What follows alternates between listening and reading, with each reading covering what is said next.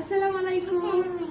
আমি আজকে বাবার জন্য শুটিং এর খাবার পাঠাবো। আমি রান্না করেছি।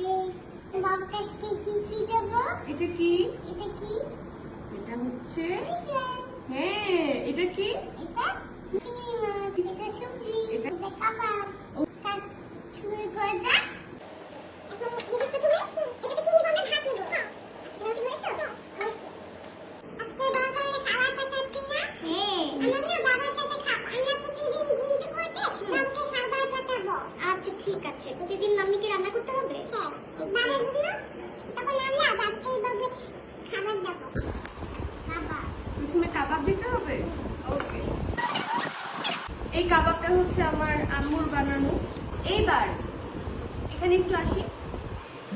এটা হচ্ছে দেশি মোরগের ঝোল। তাতে কিন্তু রসুন দিয়েছে একটা স্পেশাল ফ্লেভার অ্যাডের জন্য।